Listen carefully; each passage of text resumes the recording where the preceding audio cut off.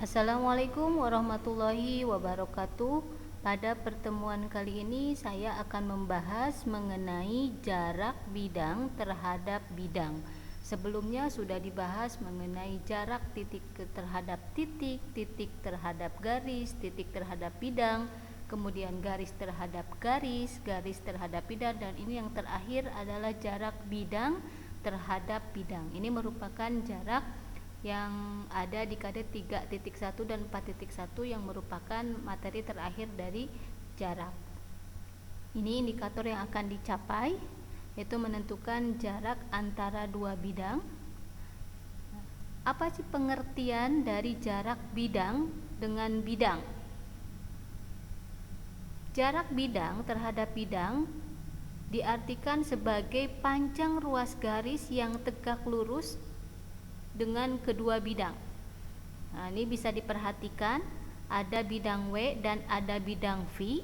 Jarak antara bidang W dan bidang V adalah tinggal menarik garis dari kedua bidang, tetapi garis tersebut harus tegak lurus dengan masing-masing bidang. Dan ingat kembali, garis dikatakan tegak lurus bidang kalau garis tersebut tegak lurus dengan dua garis yang berpotongan di bidang. Ini misalnya ada bidang W, ya, ada bidang V. Nah, garis dikatakan tegak lurus bidang jika garis tersebut tegak lurus dengan dua garis yang berpotongan pada bidang W maupun bidang V. Itulah dikatakan garis tegak lurus bidang, sehingga jarak dari bidang W dengan bidang V ini, ya, panjang ruas garis yang ditarik tegak lurus dari kedua bidang tersebut. Ya, kita lihat contohnya. Di sini ada kubus ABCDEFGH dengan rusuknya 6 cm. Lalu berapakah jarak antara bidang AFH dengan bidang BDG? Kalau kita perhatikan, AFH ini adalah segitiga sama sisi dan BDG pun sama, segitiga sama sisi. Oke, ya. Kita lihat seperti ini. Jadi jarak AFH ke BDG itu bisa diwakili oleh garis P aksen R aksen. Atau boleh juga karena P aksen R aksen ini dia akan sejajar dengan PR. Jadi PR ini sejajar dengan P aksen R aksen. Nah, sehingga untuk menghitung PR bisa menggunakan bidang bantu segitiga PQG dengan siku-siku di P. Panjang PQ ini sama dengan panjang AE 6 cm, lalu PG setengahnya dari EG karena P ini berada di tengah-tengahnya HF. Jadi PG panjangnya 3/2 dan QG bisa menggunakan rumus Pitagoras dari segitiga CQG diperoleh dari 3/2 kuadrat ditambah 6 kuadrat sehingga diperolehlah 3/6, atau karena ini kubus bisa menggunakan rumus langsung setengah rusuk akar 6. Jadi QG itu diperoleh dari setengah rusuk akar 6. Rusuknya 6 dikali akar 6, maka diperolehlah QG ini 3/6, sehingga panjang PR dengan menggunakan luas segitiga bisa diperoleh seperti ini. QG dikalikan PR, ya, alasnya QG, tingginya PR, ini sama aja dengan alasnya PQ, tingginya PG. Ini setengahnya dicoret karena, ya, sehingga PR itu diperoleh dari PQ dikalikan PG dibagi dengan QG. Lalu tinggal dimasukkan angka-angkanya, PQ-nya 6, PG-nya 3/2, QG-nya 3/6. 3-nya dicoret, akar 2 dengan akar 6 dibagi menjadi akar 3, maka hasilnya seperti ini. Kemudian rasionalkan, kalikan akar 3 dengan akar 3, maka diperolehlah PR itu 2/3. Itulah jarak antara AFH dengan BDG, ya, 2/3 cm.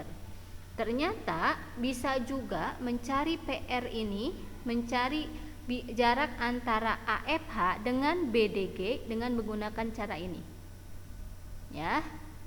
Jadi ini diwakili oleh PQ, dan ternyata PQ ini ada di sepertiganya EC. Kalian masih ingat ya, jarak E ke AFH itu 1/3 dari CE, dan C ke BDG pun 1/3 dari CE. Maka PQ tersisa 1/3 bagian lagi dari CE. Jadi jarak AFH ke bidang BDG itu 1/3-nya dari CE.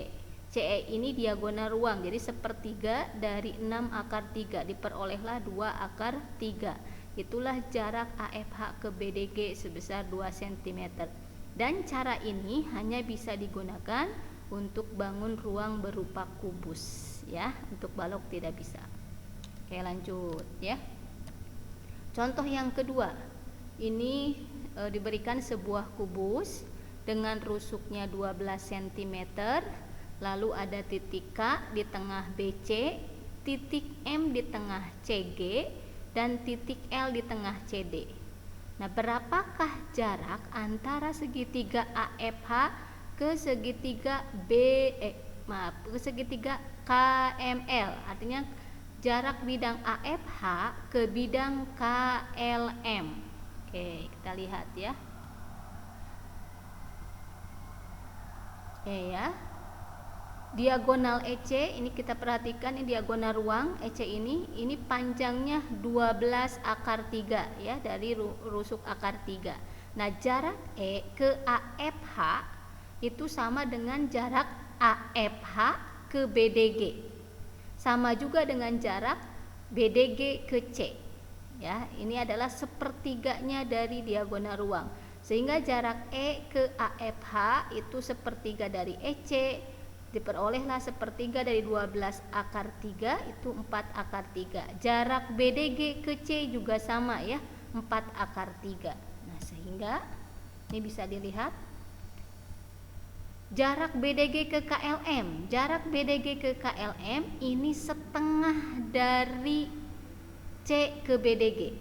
Ya, karena tadi titik K-nya berada di tengah BC, sehingga jarak BDG ke KLM setengah dari 4/3 ini diperoleh 2/3.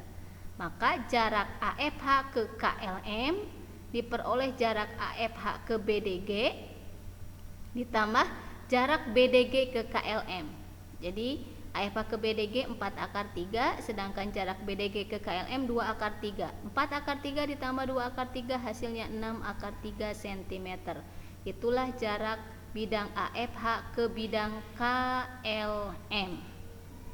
Oke, itu saja pembahasan pada kali ini. Nantikan pembahasan selanjutnya. Sekian dari saya. Wassalamualaikum warahmatullahi wabarakatuh.